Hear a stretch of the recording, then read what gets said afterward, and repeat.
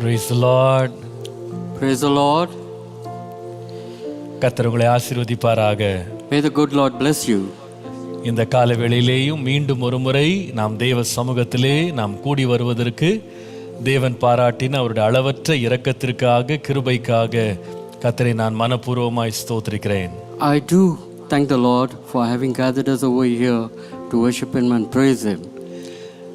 நாம் மீண்டும் 180 நாட்களில் வேதம் முழுவதையும் வாசித்து முடிக்கவும் அதே 180 நாட்களில் நீதிமொழிகள் புஸ்தகத்திலிருந்து நாம் கர்த்தருடைய வார்த்தையை ஒவ்வொரு நாளும் தியானிக்கவும் கர்த்தர் நமக்கு கொடுக்கிற கிருபைக்காய் கர்த்தரை ஸ்தோத்திரிக்கிறேன். I do thank God for God having called us to meditate upon the word of the Lord for 180 days and to read the Bible in 180 days, and along with that we are also meditating upon the book of Proverbs, and I thank the Lord wholeheartedly for that. கர்த்தர் இத்தனை நாட்கள் கொடுத்த கிருபைக்காய் கர்த்தரை ஸ்தோத்திரிக்கிறேன்.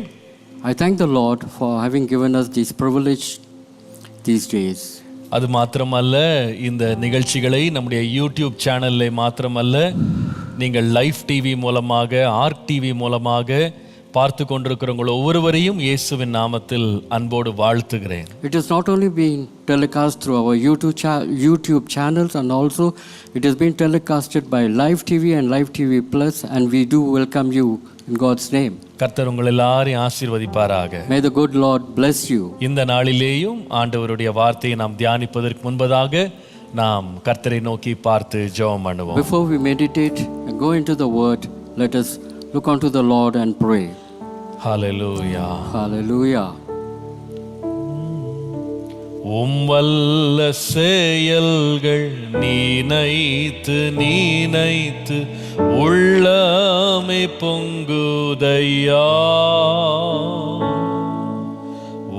வல்ல செயல்கள் நீனைத்து உள்ளமே பொங்குதையா.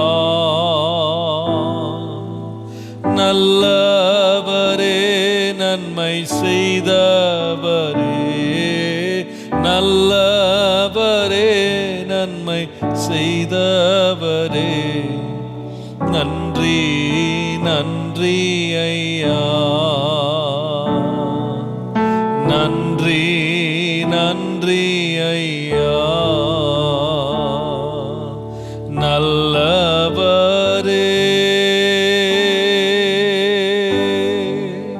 வல்லவரே, ஆராதனை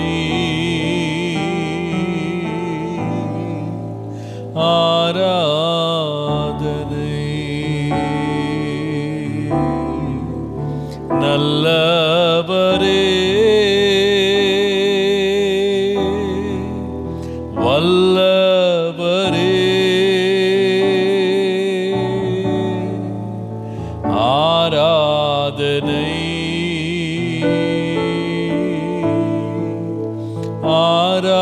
ஆராதனை. இரக்கமும் கிருபையும் உள்ள நல்ல ஆண்டவரே, இந்த காலை வேளையிலே எங்களை நாங்கள் தாழ்த்தி கொண்டு உம்முடைய திருப்பாதத்திலே எங்களை சமர்ப்பிக்கிறோம்.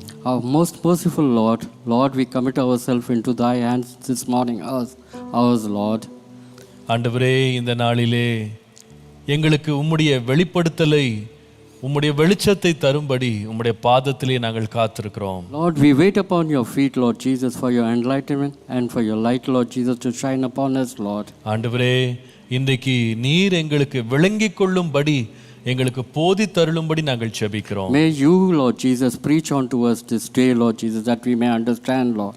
ஆண்டவரே, இந்த வேதத்திலே மறைந்திருக்கிற சத்தியங்களை நாங்கள் அறிந்து கொள்ளும்படி எங்களுக்கு ஞானத்தை தாரும். Lord, give us the knowledge, Lord Jesus, that we might know the hidden truths in the scriptures, Lord. ஆண்டவரே, உம்முடைய நாமத்தை இன்றைக்கு எங்கள் மத்தியிலே மகிமைப்படுத்தும். May your name alone be glorified in our midst, Lord. இயேசுவின் நாமத்தில் பிதாவே. In Jesus' matchless name I pray.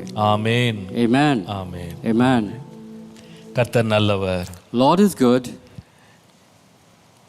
ஆண்டவருடைய அளவற்ற கிருபையினாலே நாம் ஒவ்வொரு நாளும் காலை 6 மணிக்கு இந்திய நேரப்படி இவ்விதமாக நாம் நீதிமொழிகள் புஸ்தகத்தை 180 நாட்களில் நாம் தியானிக்க நாம் இந்த முயற்சியை ஆரம்பித்திருக்கிறோம். By God's grace, we are gathered here to meditate upon the word of the Lord, and we are meditating on the book of Proverbs. கர்த்தர் கிருபையாக ஒவ்வொரு நாளும் நமக்கு அவருடைய சத்தியங்களை தயவாக வெளிப்படுத்தி கொண்டு வருகிறார். Lord is revealing His truth unto us these days. கர்த்தருடைய நாமத்திற்கே மகிமை உண்டாவதாக.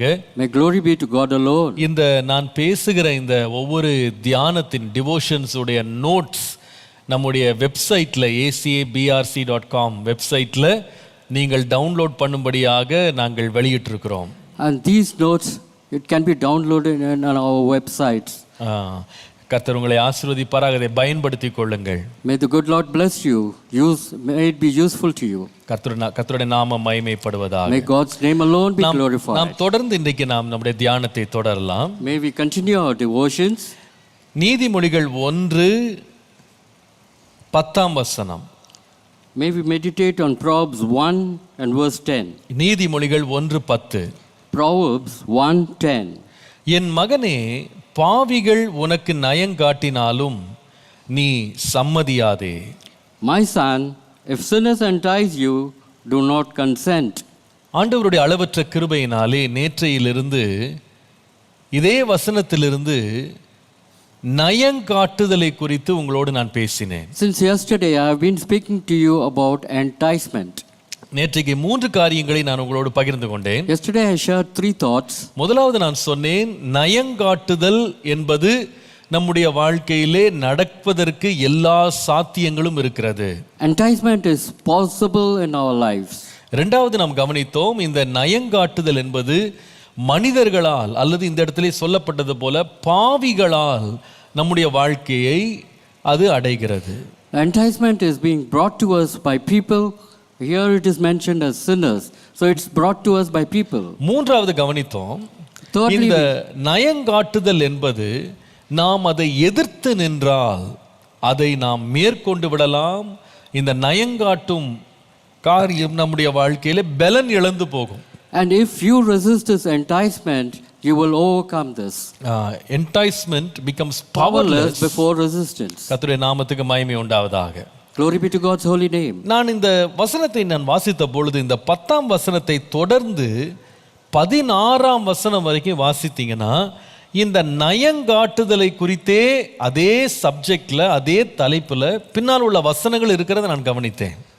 If you read Proverbs 1 verses 10 to 14 onwards, you will always see it has been mentioned about enticement.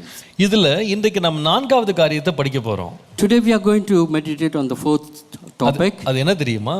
You know what it is? நயங்காட்டுதலுக்கு ஒரு விதமான வழி, ஒரு விதமான வகை, ஒரு பாதை இருக்கிறது. There is a pattern that enticement comes through to us. ஒரு பேட்டர்ன்ல ஒரு பாதை வழியாக இந்த என்டைஸ்மென்ட், இந்த நயங்காட்டுதல் நடக்கிறது. Enticement has a pattern. நாம் அதை வாசிக்கலாம். 11ஆம் வசனத்திலிருந்து 16ஆம் வசனம் வரைக்கும் கவனிங்க. May we read from verses 11 to 16. எங்களோடே வா, இரத்தம் சிந்தும்படி நாம் பதிவிருந்து குற்றமற்றிருக்கிறவர்களை முகாந்திரமின்றி பிடிக்கும்படி ஒளித்திருப்போம். பாதாளம் விழுங்குவது போல் நாம் அவர்களை உயிரோடே விழுங்குவோம். குழியில் இறங்குகிறவர்கள் விழுங்கப்படுவது போல் அவர்களை முழுமையும் விழுங்குவோம். விலையுயர்ந்த சகலவிதமான பொருள்களையும் கண்டடைவோம். கொள்ளை பொருளினால் நம்முடைய வீடுகளை நிரப்புவோம். எங்களோட பங்காளியாயிரு, நம் எல்லாருக்கும் ஒரே பை இருக்கும் என்று அவர்கள் சொல்வார்களாகில், என் மகனே, நீ அவர்களோடே வழி நடவாமல் உன் காலை அவர்கள் பாதைக்கு விலக்குவாயாக.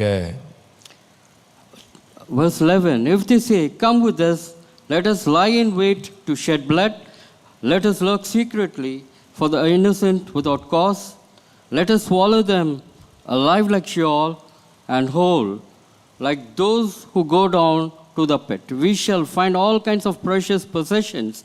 We shall fill our houses with spoil. Cast in your lot among us. Let us all have one purse. My son, do not walk in the way with them. Keep your foot from their path. For their feet run to evil, and they shall haste to shed blood. கர்த்தருடைய பரிசுத்த நாமத்திற்கு மகிமை உண்டாவதாக. Glory be to God's holy name. இன்றைக்கு இந்த நயங்காட்டுதல் எந்த விதத்தில் எந்த படிகளிலே நம்மை வந்து அடையும் என்பதை குறித்து உங்களுக்கு போதிக்க போகிறேன். I want to show you how this enticement comes and which pattern it comes to us. I just want to explain it to you. 3 காரியங்களை முக்கியமாய் கவனிக்க வேண்டும். You have to be attentive to 3 thoughts that I am going to give it to you. முதலாவது, இந்த நயங்காட்டுதல் என்பது நாம் விரும்புகிற ஒரு காரியத்தை கொண்டு முதலாவது நம்மை கவர்ந்து இழுக்கும். First of all, it attracts with something that we desire or long for.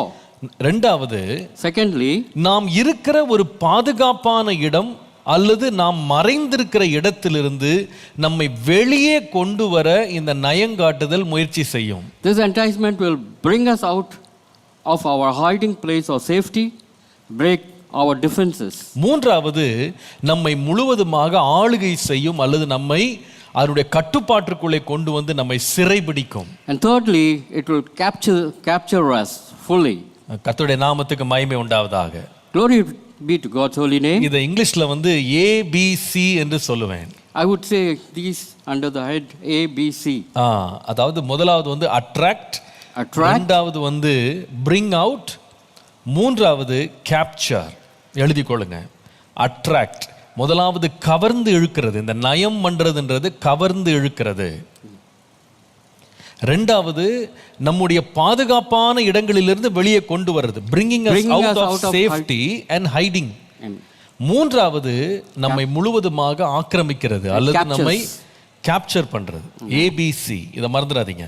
அப்போ இந்த நயங்காட்டுதல் இந்த 3 படிகளிலே நம்மை வந்து அடைகிறது. This enticement comes to us in these three patterns. இதை தான் நீங்கள் 11ஆம் வசனத்திலிருந்து 16ஆம் வசனம் வரைக்கும் வாசிக்கலாம். This is what we read from verses 11 to 16. பாருங்க, ஒரு நல்ல மீன் பிடிக்கிறவன் வந்து இதை நன்றாக அறிந்து மீன் பிடிக்கிறதுல அவன் பயன்படுத்துகிறான். The fisherman does the same thing when he wants to catch fish. பாருங்க, முதலாவது அவன் என்ன செய்வான் தெரியுமா? What a fisherman does. அவன் இந்த மீனை பிடிப்பதற்கு அந்த மீனுக்கு ரொம்ப பிடித்தமான உணவை அவன் ஆயத்தம் பண்ணி அதை பொறியாக வைத்து அந்த மீனை தன் பக்கமாக கவர்ந்து இழுப்பான். The fisherman, what he does to attract them, he uses a right bait. Something the fish likes to eat. அவர்களை அப்படியே கவர்ந்துருவான். And he attracts them. பாருங்க, நம்ம பிசாசானவன் வந்து நமக்கு பிடிக்காத ஒரு காரியத்தை நமக்கு சோதனையா கொண்டு வரவே மாட்டான். Likewise, the devil do not bring us the things which we do not like. அவன் வந்து அந்த உள்ள இருக்கிற அந்த கொக்கியை அவன் காட்ட மாட்டான். And he will not expose the hook what is inside. அதை அழகா மறைத்து நமக்கு என்ன பிடிக்குமோ, நமக்கு எது ரொம்ப பிரியமோ அதை வந்து வெளியே காட்டி நம்மளை முதலாவது நம்முடைய கவனத்தை அவன் பக்கம் திருப்புவான். He will not expose the hook which is inside the bait, and he will cover it with the bait which we love. கர்த்தருடைய நாமத்துக்கு மகிமை உண்டாவதாக. Glory be to God's name. முதலாவது அந்த மீனை வந்து கவருகிறான். And he attracts the fish first of all. இரண்டாவது அவன் என்ன செய்கிறான் தெரியுமா? What does he do secondly? இந்த கவர்ந்து இழுக்கிற இந்த பொருளாலே அல்லது இந்த கண்ணியை வைத்து அவன் என்ன செய்வான்னா, அந்த மீனுடைய மறைவிடத்திலிருந்து அல்லது அதனுடைய பாதுகாப்பான இடத்திலிருந்து அதை வெளியே கொண்டு வர முயற்சி செய்வான். Secondly, what he does is he tries to bring the fish from the hiding place. He takes the bait to where the fishes are. பாருங்க, அது என்ன பண்ணுவான்னா, அது எப்படியாவது வெளியே கொண்டு வந்துடணும். அதை he tempts them to leave their safety and hiding place. அவங்களுடைய பாதுகாப்பையும் மறைவிடத்திலிருந்து வெளியே கொண்டு வர்றதுக்கு தான் இந்த அட்ராக்ஷன் அவன் கொண்டு வர்றான். And he tempts them to leave the safety and hiding place. He attracts the fish with the bait. பாருங்க, அவனுக்கு தெரியும் அவங்க இந்த மறைஞ்சிருக்கிற வரைக்கும் ஒளிஞ்சிருக்கிற வரைக்கும் அதை பிடிக்க முடியாது. And he knows that as long as it's in the hiding, he cannot catch the fish. ஆகவே இந்த நயங்காட்டுதல் என்னன்னு சொன்னா, உன்னை வெளியே கொண்டு வரணும். நான் இப்படியாவது உன்னுடைய பாதுகாப்புல இருந்து முதல்ல உன்னை வெளியே கொண்டு வரணும். What does this enticement do? It brings you out of your hiding place. அதுக்கு அவன் என்ன பண்ணுவான் தெரியுமா? And what does he do? அவன் வந்து மீன் எங்க இருக்கோ அந்த இடத்துல தான் அவன் வந்து கண்ணியை வைப்பான். And he would place the bait where the fishes are. இப்போ அந்த மீன் என்ன செய்யும்? What will the fish do? அது பார்த்துக்கிட்டே இருக்கும். இந்த ஒரு புழுவோ ஒரு தவளையோ ஏதோ ஒரு பெயிட் அவன் போடுறான் பாருங்க, அதை பார்த்துட்டு அது என்ன பண்ணும்னா தன்னுடைய மறைவிடத்திலிருந்து மெதுவா வெளியே வரும். And when the fishes see the bait, it will come out of the hiding place slowly. அது வந்துட்டு என்ன பண்ணும்னா எடுத்த உடனே அந்த அந்த அந்த இத பெயிட்டை வந்து அது போய் உடனே சாப்பிடாது, புழுவை உடனே கடிக்காது. As soon as the fishes come out of the hiding place, it will not take hold of the bait at once. அது என்ன பண்ணும் தெரியுமா, அந்த அதுக்கு இருக்கிற அந்த கண்ணியை சுற்றி வந்து அப்படியே சுத்தி சுத்தி நீந்திட்டே வரும். And the fishes will swim around the bait. அது என்ன பண்ணிக்கும்னா தன்னையே நம்ப வைக்கும், இதுல எந்த ஆபத்துமே இல்லைன்னு தன்னையே நம்ப வைக்கும். First of all, the fishes will convince themselves that there is no danger in that bait. அது என்ன சொல்லிக்கும்னா இதுல வந்து நான் மாட்ட மாட்டேன் அப்படின்னு தன்னையே நம்ப வச்சுக்கும். And he would say, I will not get caught in this bait. அது என்ன சில மீன் என்ன பண்ணும் தெரியுமா, இதுல கொக்கி இருந்தா கூட நான் மாட்ட மாட்டேன்னு சொல்லி தன்னையே நம்ப வச்சுக்கும். And at sometimes the fishes may even think, even if there is a hook, he can take the bait and avoid the hook. அந்த கொக்கியில நான் மாட்ட மாட்டேன், and I would not get caught in the hook. இது எப்போ அதிகமான மீன்களுக்கு வரும்னு சொன்னா, ஏற்கனவே அதுங்க இந்த மாதிரி ஒரு கொக்கியில மாட்டி தப்பிச்சதற்கு பாருங்க, அதுக்கு ஒரு தைரியம் வரும், இந்த முறையை நான் தப்பிச்சிருவேன். Most of the fishes, they would have escaped this hook some time ago, and that is why they would think that even this time I will escape likewise. அப்போ முதலாவது அதை அட்ராக்ட் பண்ணுவாங்க, they would attract the fishes. ரெண்டாவது இது என்ன பண்ணுவாங்கன்னா அதை வந்து தன்னுடைய ஒளிப்பிடங்கள், அதனுடைய பாதுகாப்பான மறைவிடங்கள்ல இருந்து வெளியே கொண்டு வருவாங்க. First the fisherman will attract these fishes, secondly he would bring these fishes from their hiding places. பாருங்க, இந்த மறைவிடத்திலிருந்து இந்த மீன் வெளியே வந்த பிறகு, once the fishes come out of the hiding place, அது வந்து இந்த வைத்திருக்கிற கண்ணியை குறித்து அதுக்கு வந்து 3 காரியங்கள் அது மறந்துரும். 3 things the fishes will forget when they see the bait, when it come out of the hiding place. முதலாவது அது என்ன மறந்துரும்னு சொன்னா, இங்க வைக்கப்பட்டிருக்கிற கண்ணி வந்து என்னுடைய நன்மைக்கு இது கிடையாது அப்படின்றத அது வந்து மறந்துரும். The fish will think the bait is not for its advantage.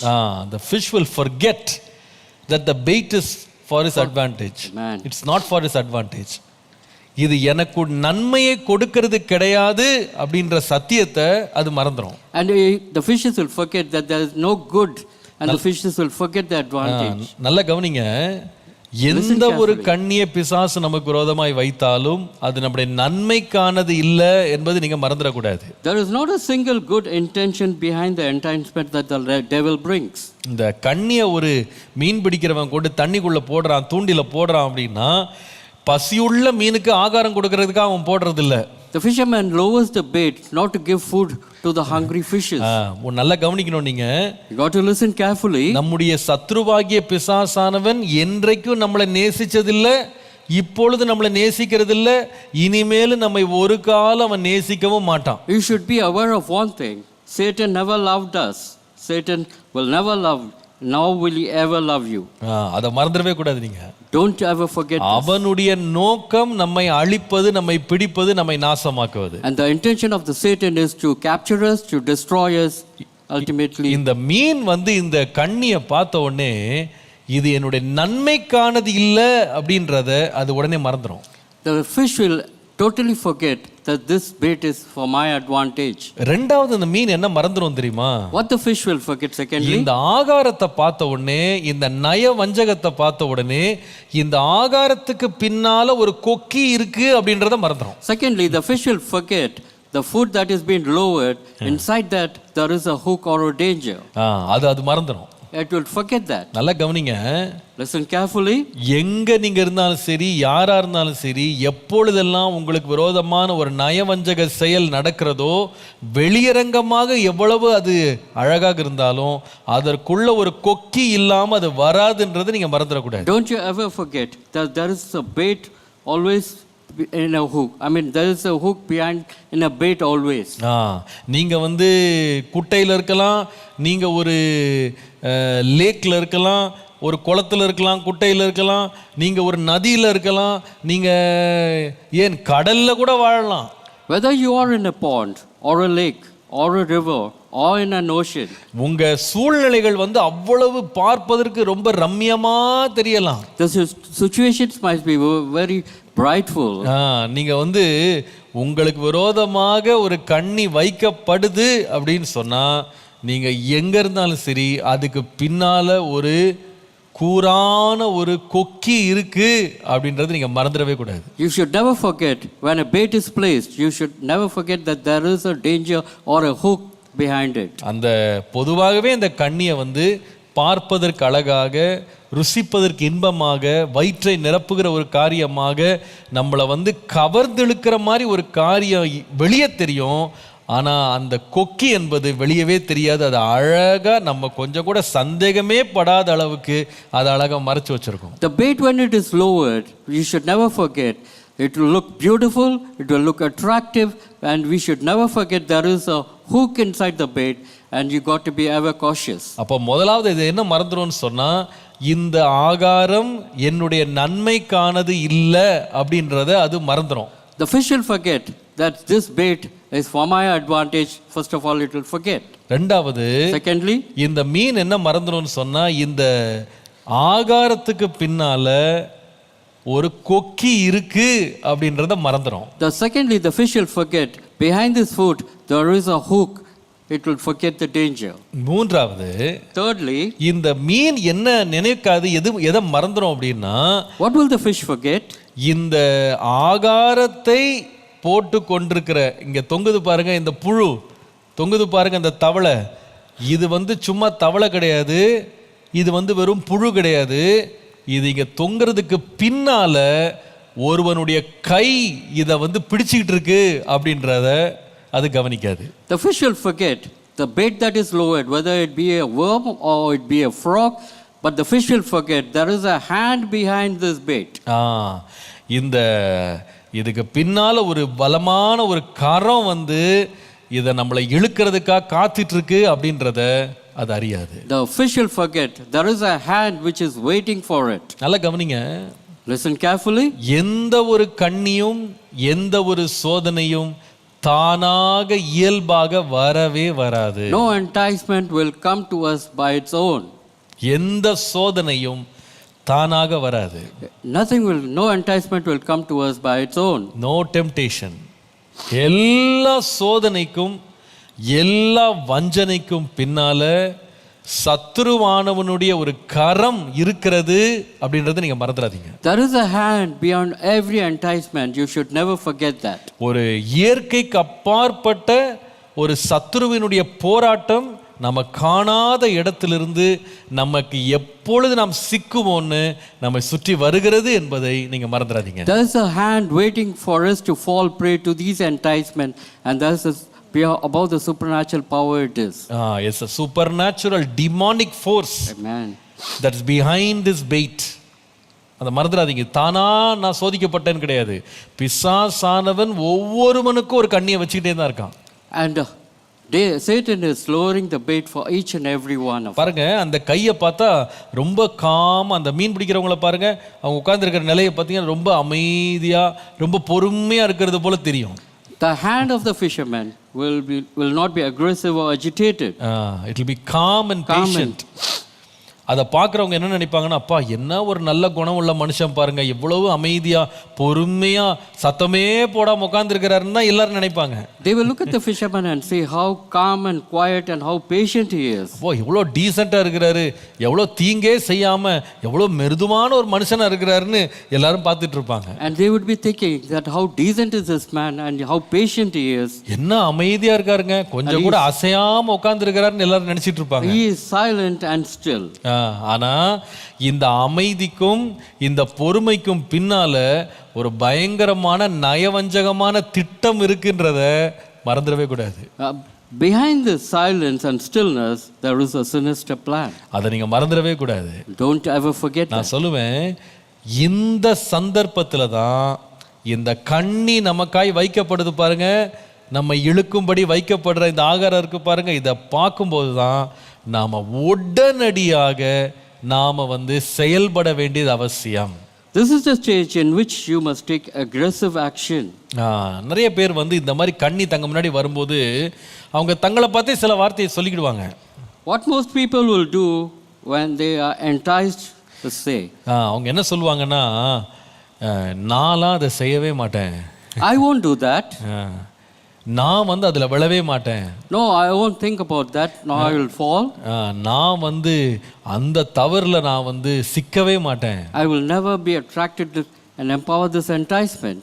அப்படின்னு சொல்லி தங்களே தேத்திடுவாங்க. They will convince themselves. பாருங்க, இந்த மாதிரி நாம வந்து இந்த நயவஞ்சகத்துக்கு முன்னால வந்து நாம என்னால இதை நான் தீர்த்திட முடியும், என்னால ஜெயிச்சிட முடியும் நம்ம சொல்றோம் பாருங்க, இது வந்து இந்த நயவஞ்சகத்தின் வல்லமையை இன்னும் அதிகமாக கூட்டிரும். And when we say I can handle this situation, we think we empower the enticement. அதனால தான் பாருங்க, நம்முடைய இரட்சகராக இயேசு கிறிஸ்து பிசாசினால் சோதிக்கப்பட்ட போது, when the devil tempted Jesus, இயேசு வந்து அந்த பிசாசை பார்த்து அவன் வந்து நீ தேவகுமாரனானால் இந்த கல்லுகள் எல்லாம் அப்பங்கள் ஆகும்படி செய்யும் அப்படின்னு அவன் சொன்ன பொழுது, when devil tempted Jesus and said turn the stones into bread, இயேசு சொல்லல நான் வந்து அதை வந்து நான் அப்பமா மாற்ற மாட்டேன் அப்படின்னு சொல்லல. Jesus did not say I won't turn stones to bread. அவர் சொன்னாரு எழுதி இருக்கிறதே. It is simply said it is written. அவர் சொன்ன வார்த்தையெல்லாம் என்னன்னா, தேவனுடைய வசனத்தை தான் ஒவ்வொரு சோதனையும் ஜெயிக்க அவர் பயன்படுத்தினார். And the Lord Jesus used the word of the Lord to overcome every temptation. நல்லா கவனிங்க, எப்பொழுதெல்லாம் இந்த சோதனை, இந்த நயவஞ்சகம் நமக்கு எதிராய் வருகிறதோ அதற்கு விரோதமாய் நாம் எழும்பி அதை எதிர்த்து நின்று தப்பிக்கிறதுக்கு சிறந்த வழி என்னன்னா, தேவனுடைய வார்த்தைக்குள்ளே நாம் அடைக்கலம் புகுவதுதான். Your first response to enticement is defend yourself behind the word of God. Your best response can be declare the word of the Lord. நல்லா மறந்துடக்கூடாது, நீங்க பிசாசானவனை வந்து நம்முடைய ஞானத்தினாலோ புத்தியினாலோ அறிவினாலோ நம்ம ஜெயிச்சிடலாம் நம்ம நினைக்கவே கூடாது. Don't you ever think that you can win the devil with your knowledge of wisdom. நீங்க நல்லா தெரிஞ்சுக்கணும், நம்ம எல்லாரை விட அவன் ரொம்ப கெட்டிக்காரன். And he is more wise than us. நம்மள ரொம்ப அவன் எவ்வளவு வஞ்சனையா, அவன் எவ்வளவு சாதுரியமா செயல்பட முடியும்னு அவனுக்கு தெரியும். And he knows how he can entice us and in the way that he can. பாருங்க, ஒரு மீனை விட மீன் பிடிக்கிறவன் எப்படி இருப்பான்? சாமர்த்தியசாலியா இருப்பான். More than the fish, the fisherman will be more wiser. அவன் ரொம்ப ஸ்மார்ட்டா இருப்பான். He will be very smart, the fisherman. உங்களுக்கு தெரியும், பிசாசானவன் வந்து ஆதி தகப்பன்மாராகிய ஆதாம் ஏவாளையே வஞ்சித்தவன். And the devil tempted Adam and Eve. நம்மெல்லாம் எந்த மூலைக்கு? And where are we? அதனால நீங்க நம்முடைய மாம்ச பலத்தையும் மாம்ச ஞானத்தையும் வைத்து அவனை மேற்கொண்டெல்லாம் நீங்க நினைக்க கூடாது. Don't you ever trust on your flesh, wisdom and knowledge. அதனால தான் 119ஆம் சங்கீதம் 9ஆம் வசனத்துல வாசிக்கிறோம். Hence we read Psalm 119 and verse 9. வாலிபன் தன் வழியை எதனால் சுத்தம் பண்ணுவான்? உமது வசனத்தின்படி தன்னை காத்து கொள்ளுகிறதினாலே தானே என்று வாசிக்கிறோம். How can a young man cleanse his way?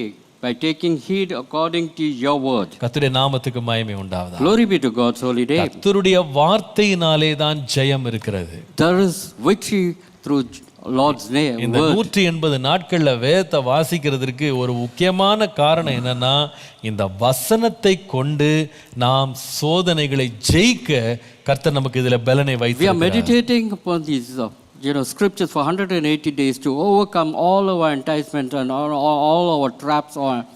கர்த்தருடைய நாமத்துக்கு மகிமை உண்டாவதாக. Glory be to God's holy name. நான் நினைக்கிறேன், இந்த வஞ்சிக்கப்படுற அந்த சூழ்நிலை இருக்கு பாருங்க, இந்த ஸ்டேஜ் வந்து நாம சோதனையிலிருந்து தப்பித்து கொள்வதற்கான மிக லகுவான இடம், லகுவான ஒரு ஒரு ஒரு ஒரு ஒரு ஸ்தானம் உண்டானா இந்த இடத்தை தவிர வேற லகுவான இடமே கிடையாது. This is the stage where enticement stage can easiest stage to overcome temptation. It's the easiest stage to overcome temptation. To overcome temptation and enticement.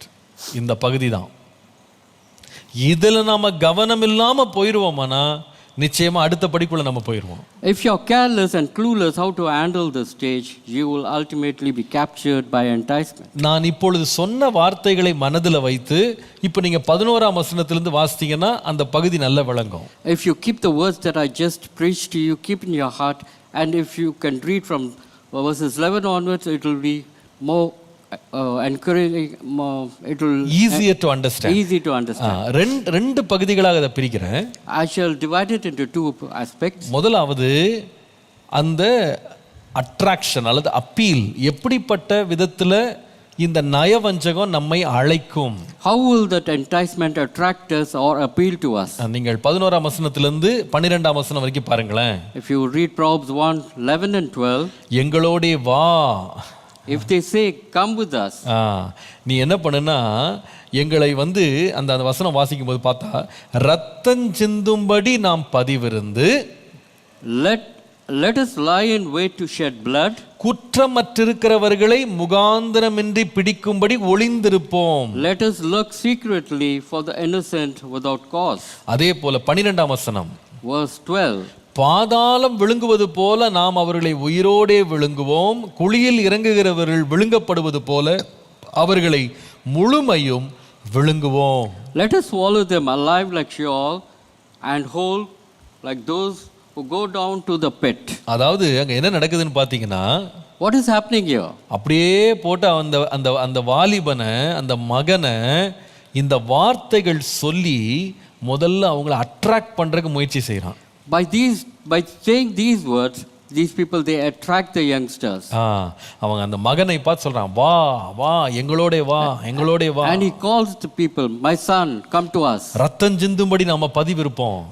May we wait to shed blood. அது அழகா இங்கிலீஷ்ல let us wait, let us lurk, let us look, let us lie in wait, let us swallow them. அப்போ எல்லாமே நாம செய்யலாம் வா, இதை செய்யலாம் வான்னு சொல்லி let us do it. அப்படின்னு சொல்லி அவனை அட்ராக்ட் பண்றாங்க, அதை அப்பீல் பண்றாங்க, அதை கூப்பிடுறாங்க. They attract the people by saying these verses. இந்த அட்ராக்ஷன் எதுக்கு அப்படின்னு கேட்டா, what is this attraction is for? ரெண்டாவது நீங்க 13-14 வாசித்தீங்கன்னா இதற்கு பின்பாக இருக்கிற நோக்கம் வெளிப்படுது. What is the aim behind this? அது மறைஞ்சிருக்கு, and it is hidden. ஆனா அதுதான் நோக்கம். That is the aim. என்ன நோக்கம்? What is the aim? 13ஆம் வசனம் பாருங்களேன். If you read verse 13, விலை உயர்ந்த சகலவித பொருட்களையும் கண்டடைவோம். We shall find all kinds of precious possessions. கொள்ளை பொருளினால் நம்முடைய வீடுகளை நிரப்புவோம். We shall fill our houses with spoil. 14ஆம் வசனம். 14. நாம் எல்லாருக்கும் ஒரே பை இருக்கும். Cast our lot one among, let us all have one purse. என்ன அழகா சொல்றாங்க பாருங்களேன். How they entice us. என்ன நோக்கம் என்ன? What is the aim? விலை உயர்ந்த பொருட்களை நாம கண்டடைவோம். Let us find all kinds of precious possessions. கொள்ளை பொருளினால் வீட்டை நிரப்புவோம். Let us fill our houses with spoil. பாருங்க 19ஆம் வசனம் இதை சம்மரைஸ் பண்ணுது. What does verse 19 say? இது சம்மரைஸ் பண்ணுது. It summarizes the whole thing. அது சொல்லுது, பொருள் ஆசை உள்ள எல்லாருடைய வழியும் இதுவே. So are the ways of everyone who is greedy for gain. வெளிய அழகா அவங்களை அட்ராக்ட் பண்ணி கூப்பிடுறாங்க. They attract these people outwardly. நோக்கம் என்ன? What is the aim? பொருள் ஆசையினாலே அவர்கள் வழிகளை கரைபடுத்தும்படி. So the ways are of everyone who is greedy for gain. அவங்க ஆசை எல்லாம் பொருள். They are greedy for gain. இதனுடைய விளைவு என்ன? முடிவு என்ன? What is the end? நீங்கள் தொடர்ந்து வாசிப்பீங்களானா 19ஆம் வசனத்துல, இது தன்னுடையவர்களின் உயிரை வாங்கும். It takes away the life of its own. என்ன முடிவு என்ன? What is the end? உயிரை வாங்கிரும். It will take our life. பாத்தீங்களா என்ன அழகா இருக்குன்னு? How beautiful it is. முதல்ல அப்பீல், அதை அட்ராக்ட் பண்ணி இழுக்குது. And it appeals first of all and attracts. உள்ள இருக்கிற நோக்கத்தை வெளியே சொல்லல. What is hidden inside, it is not exposed. ஆனா உள்ள இருக்கிற நோக்கம், அந்த பெயிட், அந்த ஹுக் என்னன்னு கேட்டீங்கன்னா பொருளாசை. What is the bait? It is the precious possessions. No, the love for money, the greed for things, the greed for riches. அதுதான் கொக்கி. The love for money is the bait. அதான் அந்த கொக்கி. That is the hook. அந்த hook வெளியே தெரியாது. The hook will not be seen out. வெளியே என்ன தெரியும் தெரியுமா? What is that you will see நம்ம outside? எல்லாரும் ஒண்ணா போலாம். Outside we will say, let us all go together. நம்ம எல்லாருக்கும் ஒரே பர்ஸ் இருக்கும். There will be only one purse for us. நம்ம எல்லாரும் ஒண்ணா கூடி இருக்கலாம். Let us be all together. நம்ம எல்லாரும் என்ஜாய் பண்ணலாம். Let us enjoy together. ஆனா உள்ள கொக்கி என்னன்னு கேட்டீங்கன்னா, ஒரு மனுஷனை கொல்லக்கூடிய பொருளாசை. What is the hook which is hidden? It is the destruction for the person. பாருங்க முடிவு ரொம்ப அழகா இருக்கு. ஆண்டுடைய வார்த்தையை நான் யோசித்த போது எவ்வளவு அழகா தேவனுடைய வார்த்தை நமக்கா இதை சொல்லி இருக்கு. And how beautiful is the word of the Lord that has been given to us. 1 தீமோத்தேயு 6:10 சொல்லுகிறது, 1 Timothy chapter 6 and verse 10 says, பண ஆசை எல்லா தீமைக்கும் வேறாயிருக்கிறது. For the love of money is a root of all kinds of evil. சிலர் இதை இச்சித்து விசுவாசத்தை விட்டு வழுவி அநேக வேதனைகளாலே தங்களை உருவ குத்தி கொண்டிருக்கிறார்கள். For which some have strayed from the faith in their greediness and pierced themselves through with many sorrows. என்னது அது? What is it? உள்ள என்ன பண்றாங்களா? தங்களே உருவ குத்தி கொள்ளுகிறார்கள். And they are piercing themselves. இதான் இந்த ஹூக், இதான் இந்த கொக்கி. This is the work that the hook does. வெளியில அது தெரியாது. It will not be seen outside. வெளியில பார்க்கும்போது எல்லாமே ஒண்ணா ரொம்ப அழகா இருக்கிற மாதிரி தெரியும். Everything will look beautiful outwardly. ஆனா இந்த ஆசை அப்படின்ற இந்த கொக்கி ஒரு மனுஷனை உருவ குத்திரும். The love will pierce you with. 9ஆம் வசனத்துல தான் வாசிக்கிறோம். In verse 9 we read, ஐஸ்வர்யவான்களாக விரும்புகிறவர்கள் சோதனையிலும் கண்ணியிலும் மனுஷரை கேட்டிலும் அழிவிலும் அமிழ்த்துகிற மதிகேடும் சேதமும் உள்ள பலவித இச்சைகளிலும் விழுகிறார்கள். And verse 9 we read, for those who desire to be rich fall into temptations and snare into many foolish and harmful lusts. அன்பானவர்களே, என்னை நல்லா கவனிங்க. Listen carefully, my dear. ஒவ்வொரு மனுஷனுக்கும் ஒரு வித்தியாசமான கொக்கி இருக்குன்றதை மறந்துடாதீங்க. Don't you ever forget there is a hook for everyone. பாருங்க, சில பேர் மீன் பிடிக்கிறதுக்கு கொக்கி போட்டு மீன் பிடிப்பாங்க, தூண்டில் சொல்லுவாங்க அதை. And there is a hook used by the fishermen to catch fish. There is there's a variety called the fishing rod. ஒரு மீனை ஒரு நேரத்தில் பிடிக்கிறது. There is one the fisherman uses. He uses a rod to catch one fish at one time. ஆனா இன்னொரு வகை இருக்கு. There is another mode. அது என்னன்னு கேட்டீங்கன்னா, அது வலை போட்டு பிடிக்கிறது. And the second mode is a net. இந்த வலையிலே பலவிதமான வலைகள் இருக்கு. There are different kinds of nets. அப்போ எல்லாருக்கும் ஒரே சோதனை கிடையாது. There is no one kind of temptation for anyone. சில பேர் பண ஆசை அப்படின்ற கொக்கியினால தங்களை உருவ கொத்தி கொள்ளும்படி அவன் இழுக்கப்படுகிறான். Some people, the love for the money attracts them and they pierce themselves through it. இந்த 11ஆம் வசனத்துல இருந்து 16ஆம் வசனம் வரைக்கும் இந்த 1ஆம் அதிகாரம் நீதிமொழிகள்ல வாசித்தீங்கன்னா, அங்க நடக்கிற மொத்த சம்பாஷணைக்கும் அந்த வஞ்சனைக்கும் பின்னணி என்னன்னா, இன்னொருவனுடைய பொருளை நாம திருடலாம், நாம அதை சம்பாதிக்கலாம்னு சொல்லி அழைக்கப்படுகிறாங்க. What is the aim behind every calling is to take the possession of the other people. That is what is given in Proverbs. ஆனா எல்லாருக்குமே பண ஆசை கிடையாது. Everyone will not love money. எல்லாருக்கும் பண ஆசை கிடையாது. Everyone will not love. சிலருக்கு வேற விதமான ஆசைகள் இருக்கும். There might be different kinds of love for other people. சிலருக்கு வேற காரியங்கள் ரொம்ப முக்கியமா தெரியும். There might be different things that people might love. சில காரியங்கள் அநேகருக்கு ரொம்ப கவர்ச்சிகரமா தெரியும். Some people might think it is very attractive. There may be attractive, different kind of attractions, different kinds of baits, different kinds of hooks, different kinds of methods of capturing the prey. பல விதங்கள்ல வருவான் பிசாசு. Devil will come in different forms. மறந்துடவே கூடாது. Don't you ever forget that. அது நம்முடைய ஒவ்வொருவருக்குள்ளேயும் ஒரு விதமான பலவீனம் நமக்குள்ள இருக்கும். There is a weakness in each one. எல்லாருக்கும் ஒரே பலவீனம் கிடையாது. There is not a single way of weakness. யாரை எப்படி பிடிக்கணும்னு அவனுக்கு தெரியும். Devil knows how to capture each and every one.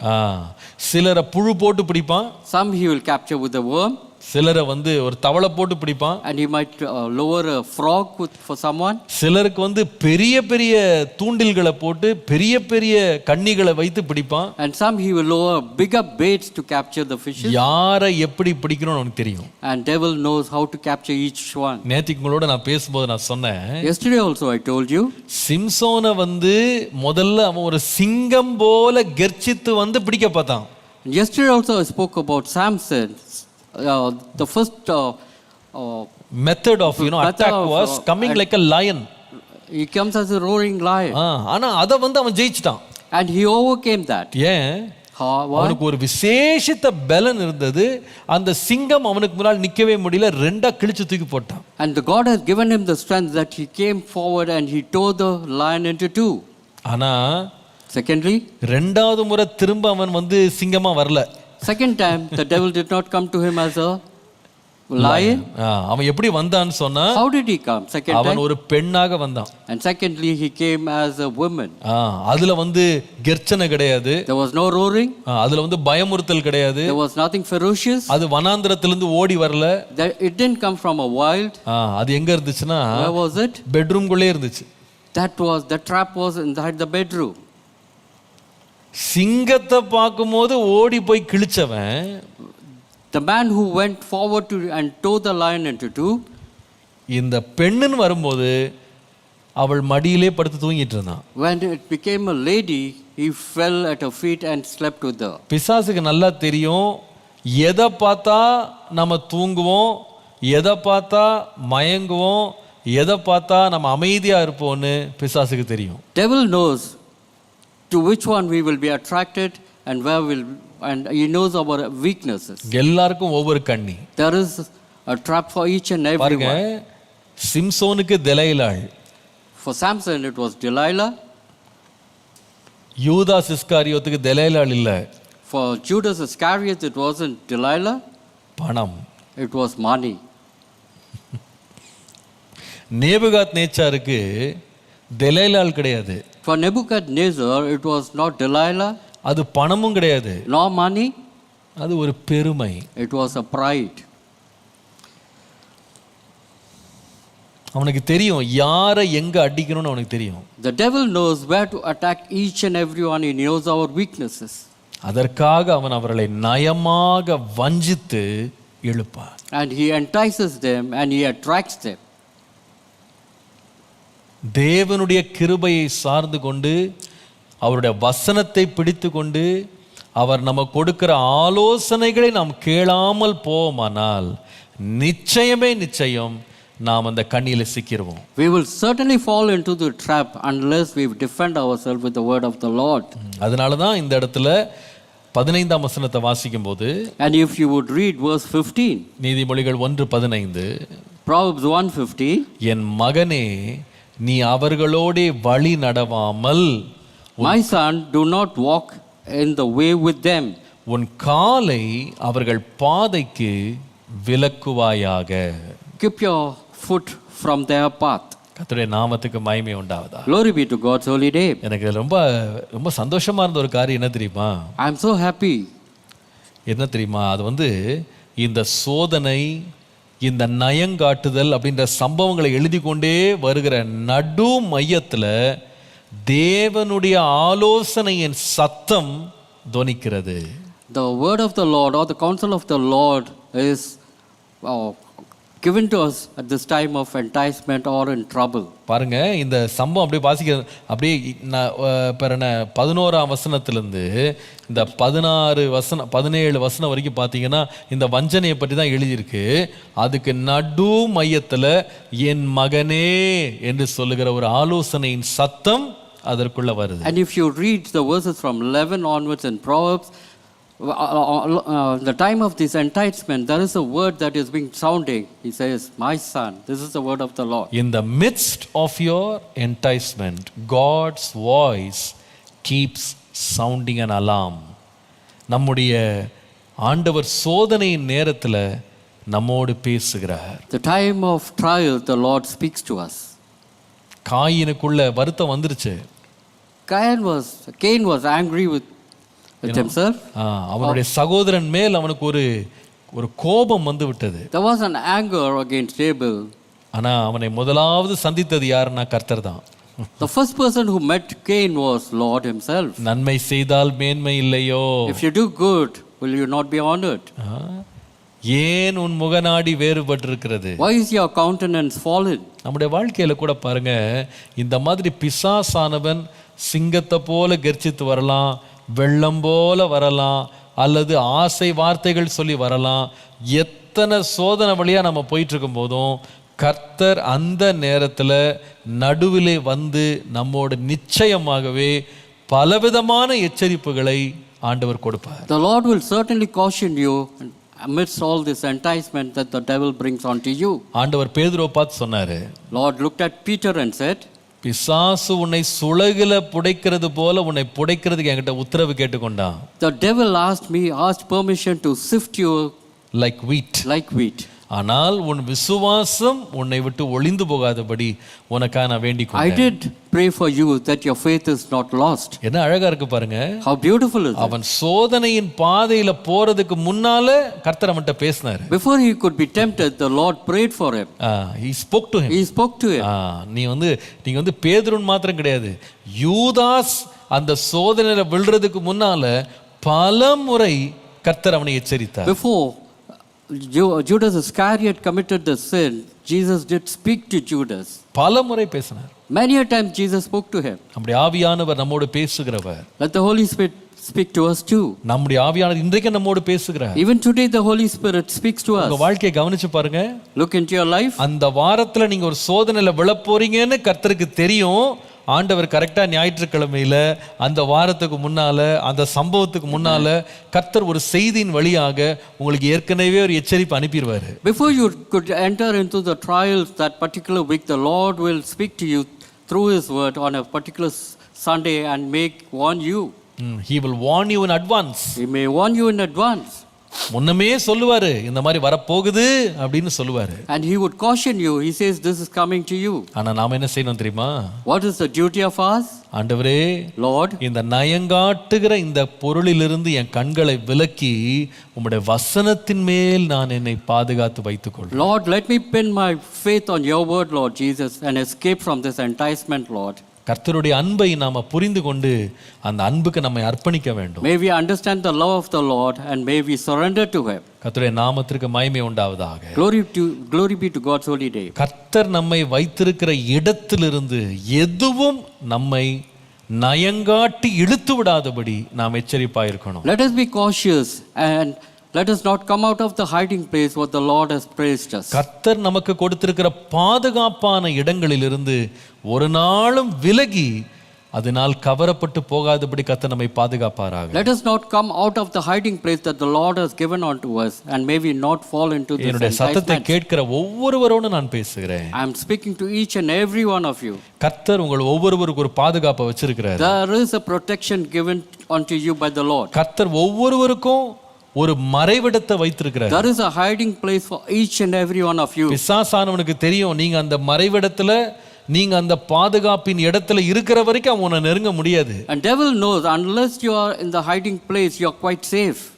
அதனால அவன் உங்களை பக்கத்திலே வர முடியாது. And he can never come closer to you. அதனால அந்த நய வஞ்சகத்தை வைத்து அந்த பாதுகாப்பிலிருந்து அந்த மறைவிடத்திலிருந்து வெளியே வா வெளியே வா வெளியே வான்னு இழுத்து கொண்டே இருப்பான். And he attracts you through this enticement and keeps telling you come out of your hiding place and safe place. சிலருக்கு ஆண்டவர் உங்களுடைய பெற்றோரை உங்களுடைய பாதுகாப்பா வச்சிருப்பாரு. And to some your parents are your protection. உங்க வீடு உங்களுக்கு ஒரு பாதுகாப்பு. Your house is a protection. உங்க சபை உங்களுக்கு ஒரு பாதுகாப்பு. Your church is a protection for you. கர்த்தரை ஆராதிக்கிற அவருடைய பிரசன்னம் உங்களுக்கு ஒரு பாதுகாப்பு. The Lord's presence is a protection for you. நீங்க அதை விட்டு வெளியே போயிடாதீங்க. No, don't you ever come out of it or go out of it. பிசாசுக்கு தெரியும், இந்த நேரம் அவன் போக வேண்டிய அவன் பிரவேசிக்க வேண்டிய தேவ சமூகத்தின் இடத்தை விட்டு அவனை எப்படியாவது அட்ராக்ட் பண்ணி வெளியே கொண்டு வந்துட்டேன்னா அவனை அழிச்சிருமே அவனுக்கு தெரியும். The devil, he knows that if I can bring him out of the God's presence, I can destroy him. நம்முடைய வாழ்க்கையை திரும்பி பாருங்க. Look at your life. பல இடங்கள்ல நம்ம பெரிய விழுகைகள் பெரிய தவறுகளை செய்தது கர்த்தர் நமக்காக ஏற்படுத்தின அந்த பாக்கெட்ஸ் ஆஃப் ப்ரொடெக்ஷன், அந்த அழகான பாதுகாப்பின் இடங்கள் மறைவிடங்கள்னு வெளியே வந்து நாம சுற்றி பார்க்கலான்னு வர்றோம் பாருங்க, அங்கதான் அடி விழுது. You should understand that we fall prey to this enticement when we come out of our hiding place which the Lord has given unto us. நாம் அதுக்குள்ளே ஓட நாம எப்பொழுதுமே முயற்சி செய்யணும். We should always be protected and be ready to run into the protection. வேதம் சொல்லுகிறது, The Bible says தேவனுடைய நாமம் பலத்த கோட்டை. the Lord's name is a Lord tower, strong tower. The name of the Lord is a strong tower. நீதிமான் அதற்குள்ளே ஓடி சுகமாயிருப்பான். And the righteous will run into it and he shall be safe. இந்த வஞ்சகத்துக்கு தப்ப ஒரே வழி கர்த்தரை சார்ந்து கொள்வது. The only way to escape this enticement is to lean on the Lord. அவருடைய வசனத்தின் மேல் அஸ்திபாரப்படுவது. May we have a foundation built on the Lord's word. ஒரே வழி, ஆண்டவரே உம்முடைய வார்த்தையை பற்றி கொண்டு நீர் எனக்கு வைத்திருக்கிற மறைவிடங்களில் போய் நான் ஓடி வருவேன். Lord, let us cling onto your word and be safe in the place what you have given me, Lord. எனக்கு இந்த தியானத்தை இன்றைக்கு முடிக்கும்போது நமக்கு ரொம்ப தெரிந்த ஒரு சங்கீதத்தின் ஒரு சில வசனங்களை நம்ம எல்லாரும் சேர்ந்து வாசித்து ஜெபிக்க வேண்டும் என் மனதிலே தோன்றியது. And as we are going to end this devotion, may we read one particular psalm which all of us are familiar with. 91ஆம் சங்கீதம் முதல் 7 வசனங்களை நாம் வாசிக்கலாம். Psalm 91 verses 1 to 7. நான் தமிழ்ல வாசிக்கிறேன். நீங்க எந்த மொழியில நீங்க இருக்கிறீங்களோ நீங்க வாசிக்கலாம். நான் ஒரு பாஷையில வாசிக்கிறேன். தமிழ்ல வாசிக்க முடிந்தா வாசிங்க. இங்க வந்து தமிழ்ல மாத்திரம் நம்ம வாசிப்போம். நீங்க வீட்டில் இருக்கிறவங்க இங்கிலீஷ்லேயோ ஹிந்தியிலேயோ மலையாளத்திலேயோ இந்த வசனத்தை பைபிள் எடுத்து வச்சு இந்த பகுதியை வாசிக்க போகிறோம். And whatever Bible you have at home, you may read in the language that you have. நாம் வாசிக்கலாமா? May we read? Let us read. உன்னதமானவரின் மறைவில் இருக்கிறவன் சர்வ வல்லவருடைய நிழலில் தங்குவான். நான் கர்த்தரை நோக்கி, நீர் என் அடைக்கலம், என் கோட்டை, என் தேவன், நான் நம்பி இருக்கிறவர் என்று சொல்லுவேன். அவர் உன்னை வேடனுடைய கண்ணிக்கும் பாழாக்கும் கொள்ளை நோய்க்கும் தப்புவிப்பார். அவர் தமது சிறகுகளாலே உன்னை மூடுவார். அவர் செட்டைகளின் கீழே அடைக்கலம் புகுவாய். அவருடைய சத்தியம் உனக்கு பரிசையும் கேடகமும் ஆகும். இரவில் உண்டாகும் பயங்கரத்திற்கும் பகலில் பறக்கும் அம்புக்கும் இருளில் நடமாடும் கொள்ளை நோய்க்கும் மத்தியானத்தில் பாழாக்கும் சங்காரத்துக்கும் பயப்படாதிருப்பாய். உன் பக்கத்தில் 1000 பேரும் உன் வலது புறத்தில் 10,000 பேரும் விழுந்தாலும் அது உன்னை அணுகாது. ஹல்லேலூயா. Hallelujah. எவ்வளவு நல்ல தேவன் நம்முடைய தேவன். How good the Lord is. அவருடைய உன்னத கரத்திற்குள்ளே அவருடைய மறைவுக்குள்ளே நாம் ஓடி மறைய கர்த்தர் கிருபை தருவார். Let us be ever ready to hide the hiding place what the Lord has given us. இன்றைக்கு நாம் கவனித்தோம். Today we see இந்த நயவஞ்சகத்தை எப்படி பிசாசு நம்முடைய வாழ்க்கையில கொண்டு வருவான். How the devil brings these enticements in our life. முதலாவது அவன் நம்மை கவர்ந்து இழுப்பான். First of all, he will try to attract us. இரண்டாவது நம்முடைய மறைவிடங்கள் நம்முடைய பாதுகாப்பான இடங்களிலிருந்து அவன் வெளியே நம்மை இழுக்க முயற்சி செய்வான். Secondly, he will try to bring us out of our hiding places. அவனுடைய வஞ்சனையை பார்த்து நாம் ஏமாந்து வெளியே வருவோமானால் அவன் நிச்சயமாய் நம்மை சிக்க வைத்து விடுவான். And let us be careful in not coming out, because he will capture us. ஆண்டவரே, Lord, உம்முடைய சிறகுகளுக்குள்ள என்னை மறைத்துக் கொள்ளுன்னு கேட்போம். Lord, protect us under your wings, Lord. கண்களை மூடி ஜெபம் பண்ணுவோமா? May we close our eyes and pray. Hallelujah. Hallelujah. அவர் சேட்டையின் கீழ் அடைக்கலம் புகவே தம் சிறகுகளால் மூடுவார். அவர் சேட்டையின் கீழ் அடைக்கலம் புகவே தம் சிறகுகளால் மூடுவார்.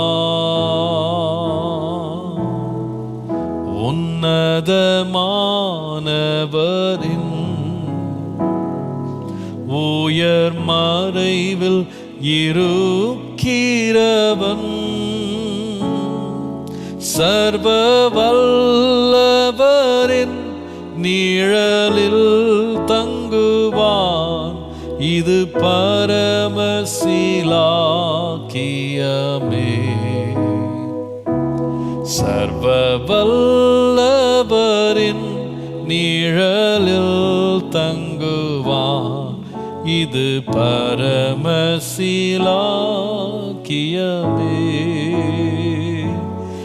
அவர் சேட்டையின் கீழ் அடைக்கலம் புகவே தம் சிறகுகளால் மூடுவார்.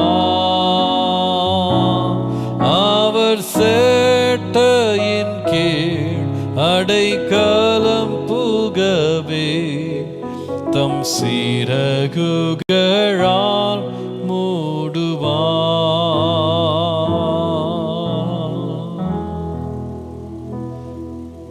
ஆண்டவரே, என்னுடைய மறைவிடங்களை விட்டு, என்னுடைய பாதுகாப்பான அரண்களை விட்டு நான் வஞ்சிக்கப்பட்டு வெளியே வந்து விடாதபடி என்னை பாதுகாத்து மறைத்துக் கொள்ளும். Lord, protect me, Lord Jesus, that I do not come out of my hiding place, Lord Jesus, and fall prey to these enticements, Lord. எத்தனை வகையிலே வஞ்சனை வந்தாலும், In whatever form or ways the enticement comes to me, உம்முடைய மறைவுக்குள்ளே என்னை காத்துக்கொள்ள கிருபை தாரும். Lord, may you protect us, Lord. உம்முடைய நாமத்தை எங்கள் வாழ்க்கையிலே மகிமைப்படுத்தும். May your name alone be glorified in our lives, Lord. இயேசுவின் நாமத்தில் பிதாவே. In Jesus' matchless name we pray. Amen, Amen. Amen. Amen. பிரியமானவர்களே, ஆண்டவருடைய கிருபையினாலே இந்த 180 நாட்களிலே நாம் வாசிக்கும் வேதத்தை நாம் ஒருமுறை கூட ஞாபகப்படுத்துகிறோம். I do want to remind you the 180 days challenge that we have taken. இன்றைக்கு நாம் வாசிக்க வேண்டிய வேத பகுதி உபாகமத்தின் புஸ்தகம் 1ஆம் அதிகாரம் முதல் 9ஆம் அதிகாரம் முடிய. Today's portion is Deuteronomy 1st chapter to 9th chapter. ஆண்டவர் கிருபையினால 4 புஸ்தகங்களை நாம் வேதத்துல நாம் இந்த குறுகிய காலத்துல வாசித்து முடிச்சிருக்கோம். We have completed 4 books in this short period of time. ஆண்டவர் கிருபையினால இன்றைக்கு 5ஆம் புஸ்தகத்துக்குள்ள கால் வைக்கிறோம். And we are stepping into the 5th book today. யாரும் சோர்ந்து போக கூடாது, எல்லாரும் உற்சாகம் அடைந்து படிக்கணும். Don't become weary. நீங்க படிக்கிறது மாத்திரம் இல்ல, மற்றவங்களையும் படிக்க உற்சாகப்படுத்துங்க. Not only you, also encourage others to read. உங்க வீட்ல உள்ள அத்தனை பேரையும் வாசிக்கிறதுக்கு உற்சாகப்படுத்துங்க. Encourage everyone in your family to read. நாம எந்த குறையும் வைக்காம எப்படியாவது 180 நாட்கள்ல இந்த வேதத்தை வாசித்து முடிக்கிறதுக்கு நம்ம எல்லாரும் பிரயாசப்பட்டு அதுல வெற்றி காண கர்த்தர் கிருபை தருவாராக. We should be victorious, that we should complete the reading of the Bible in 180 days. உங்களுக்கு நான் ஏற்கனவே அறிவித்திருந்தேன். Earlier I have informed you. இந்த 180 நாட்கள் ஆண்டவருடைய கிருபையினாலே நீதிமொழிகள் புஸ்தகத்திலிருந்து நான் தியானத்தை ஒவ்வொரு நாளும் பேசிக் கொண்டிருக்கிறேன். And 180 days I am also meditating on the book of Proverbs. இது அதிகமான பிரயாசத்திலும் தேவ கிருபையும் சார்ந்து உண்மையாகவே இது அதிக உழைப்பிலிருந்து வருகிறது என்பதை நீங்க அறிவீங்க. You should be aware that this devotion takes a lot of my effort and it comes out of my great effort. அதிகமான நேரத்தை இதற்கு ஒவ்வொரு நாளும் நான் ஒதுக்குகிறேன். It consumes a lot of my time also. இதனுடைய நோட்ஸ் எனக்கு ரொம்ப விலையேற பெற்றது. These notes are very precious to me. ஆனால் நீங்கள் அது எல்லாருக்கும் அது பயனுள்ளதா இருக்க வேண்டும் என்று சொல்லி நான் ஒவ்வொரு நாள் நோட்ஸையும் ஆண்டவர் கிருபையை சார்ந்து நான் வெப்சைட்ல வெளியிடுகிறேன். And all these notes which I compile with great effort, it is available in my website. ஆகவே நீங்க acabrc.com அப்படின்ற வெப்சைட்ல போயிட்டு ப்ராவர்ப்ஸ்னு ஒரு டேப் இருக்கும். அந்த டேபை தட்டினீங்கன்னா அதுல 2 விதமான நோட்ஸ் இருக்கும். ஒன்று லேமேன்ஸ் நோட்ஸ், இன்னொன்று ப்ரீச்சர்ஸ் நோட்ஸ்னு இருக்கும். இந்த ப்ரீச்சர்ஸ் நோட்ஸுக்கு கீழே நான் தனிப்பட்ட விதமாய் இப்போ அந்த இதை வெப்சைட்டை ஓப்பன் பண்ணி போட்டு காட்டுங்க. இந்த ப்ரீச்சர்ஸ் நோட்ஸுக்கு கீழே நான் தனிப்பட்ட விதமாய் உங்களுக்கு நான் பேசுகிறதுக்கு என் முன்னால் நான் என்ன நோட்ஸ் வச்சுருக்கிறேனோ அந்த நோட்ஸை ஒன்றையும் குறைக்காமல் அப்படியே நான் கொடுக்குறேன். சில பகுதிகள்லாம் பார்த்தீங்கன்னா நான் நிறைய பேசுகிறது இல்லை, பட் அது நோட்ஸில் இருக்கும். எல்லா வசனங்களும் அதில் இருக்கும்.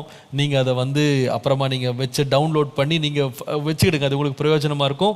வேற எங்கேயாவது ஒரு ப்ரேயர் செல்ல, ஒரு கூட்டத்தில், நீங்கள் எங்கே வேணாலும் சபையில், ஆலயத்தில், ஒரு வாலிபர் கூட்டத்தில் பேசுகிறதுக்கு உங்களுக்கு ஒரு நல்ல மெட்டீரியல் அதில் கிடைக்கும். நீங்கள் அதை பயன்படுத்தி கொள்ளுங்க. நான் கொடுக்குற உதாரணங்களை கூட நான் அதில் எழுதிடுறேன். ஸோ நீங்கள் அதை ஃபாலோ பண்ணுறதுக்காக நீங்கள் அதை பயன்படுத்தி கொள்ளுங்க. நான் ஏற்கனவே சொன்னது போல் இது கொஞ்சம் வேதத்தில் முதிர்ச்சி உள்ளவங்க, பழக்கப்பட்டவங்களுக்கு இந்த நோட்ஸ் யூஸ்ஃபுல்லாக இருக்கும். அதே வேளையில் சில பேர் இருக்கிறீங்க, அவங்களுக்கு நீங்கள் சிறு பிள்ளைகளாக இருக்கிறீங்க, உங்களுக்கு இந்த மாதிரி ரொம்ப டஃப்பான நோட்ஸ் எல்லாம், ரொம்ப டீட்டெயில் நோட்ஸ் உங்களுக்கு படிக்க முடியாமல் இருக்கலாம். உங்களுக்காக லேமேன்ஸ் நோட்ஸ்னு ஒன்று இருக்குது. அது நான் ஏற்கனவே சொன்னது போல் கனடா தேசத்திலிருந்து ஒரு அருமையான ஒரு வாலிப பிள்ளை இந்த தினந்தோறும் இருக்கிற தியானங்களை அவள் எடுக்கிற நோட்ஸை அழகாக ஒரு சம்மரைஸ் பண்ணி அதை டிசைன் பண்ணி அதை அழகாக ஃபார்மேட் பண்ணி அவளை அனுப்புகிறாள். நான் அதையும் என்ன பண்ணியிருக்கிறேன்னா உங்களுடைய பிரயோஜனத்துக்காக நான் லேமேன்ஸ் நோட்ஸ்ன்னு சொல்லி போட்டிருக்கேன். ஒரே பக்கத்தில் ஃபுல் செய்தி இருக்கும், அழகாக கன்சைஸாக ரொம்ப அழகாக அதை கம்பைல் பண்ணியிருக்கிறான். கர்த்தர் அவளை ஆசீர்வதிப்பாராக. ரிதி அப்படின்ற அந்த பிள்ளை, அவளுடைய நோட்ஸையும் நாங்கள் பப்ளிஷ் பண்ணுறோம். 4 பப்ளிஷ் ஆகிருக்கு நினைக்கிறேன், 4 or 6 தெரியல, பப்ளிஷ் ஆகிருக்கு. அது ஃபுல்லாக பப்ளிஷ் ஆகாததுக்கு நான் தான் பிரச்சனை. ஏன்னா நான் தான் உட்காந்து அதை ஃபுல்லாக ரிவ்யூ பண்ணிவிட்டு நான் அதை பப்ளிஷ் பண்ணுறேன். அதில் என் சைடில் கொஞ்சம் தாமதம் ஆகிடுது. எனக்கு நிறைய வேலைகளில் செய்கிறதுக்கு தாமதம் ஆகிடுது. சீக்கிரமாக அதை நாங்கள் வெளியிட முயற்சி பண்ணுறோம். இதை பயன்படுத்தி கொள்ளுங்கள். கர்த்தர் உங்களை ஆசீர்வதிப்பாராக. 40 நாட்களில் வேதத்தை வாசிக்கிறதுக்கு நம்ம டெய்லி கொடுத்த அந்த ஓவர்வியூ நோட்ஸும் நான் அதில் வெப்சைட்டில் பப்ளிஷ் பண்ணியிருக்கேன். அதையும் நீங்கள் டவுன்லோட் பண்ணிக்கலாம். நீங்கள் புக்காக சில பேர் கேட்டீங்க, கொஞ்சம் என்னோட பொறுத்துருங்க, எனக்கு இருக்கிற வேலைகள் எல்லாவற்றையும் என்னால் செய்ய முடியலை. ஆனால் அதை ஒரு பக்கம் சைட் பை சைட் கொஞ்சம் கொஞ்சமாக ஒவ்வொரு நாளும் அது எல்லாம் ரிவைஸ் பண்ணி எல்லாம் கரெக்ட் பண்ணி அதெல்லாம் நான் கலெக்ட் பண்ணி கொண்டிருக்கிறேன். சீக்கிரமாக அதை ஒரு புஸ்தகமாக வெளியிட்டு நீங்கள் எல்லாரும் வாங்கி கொள்ளத்தக்கதாக அதை நாங்கள் கொடுப்போம். கர்த்தர் உங்களை ஆசீர்வதிப்பாராக. கர்த்தர் உங்களோடு இருப்பாராக. எல்லாரும் உற்சாகம் காட்டி இதில் எல்லாரும் ஈடுபடுங்க. சீக்கிரமாக அடுத்த மாதம் எக்ஸாம் வருது.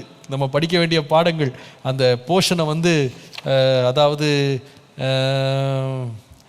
என்னைக்கு வருது, அது செப்டம்பர் மாதம் 25, 26 2 நாள் எக்ஸாம் இருக்குது. அதாவது நம்ம இது வரைக்கும் முடிச்சிருக்கிற போர்ஷன்லேருந்து நீங்கள் அன்னைக்கு வரைக்கும் என்ன போர்ஷன் முடிக்கிறீங்களோ அது வரைக்கும் எக்ஸாம் இருக்குது. அதுக்கும் ஆயத்தமாயிடுங்க. அதற்கான அறிவிப்புகளை சீக்கிரமாக கொடுக்குறோம். உங்களுக்கு ஒரு சாம்பிள் டெஸ்ட்டு எழுத வைக்கிறதுக்காக ஆயத்தங்கள் பண்ணிகிட்டு இருக்கிறோம். எல்லா பிரயாசங்களுக்காக ஜெபித்து கொள்ளுங்க. இதற்காக பிரயாசம் எடுக்கிற ஒவ்வொரு பிள்ளைகளையும் கர்த்தர் ஆசீர்வதிப்பாராக. கர்த்தர் உங்களோடு இருப்பாராக. கர்த்தர் நாம் நாளைக்கு சந்திக்கும் வரைக்கும் கர்த்தர் உங்களோடு இருந்து வழி நடத்துவாராக. ஆமென். Praise the Lord.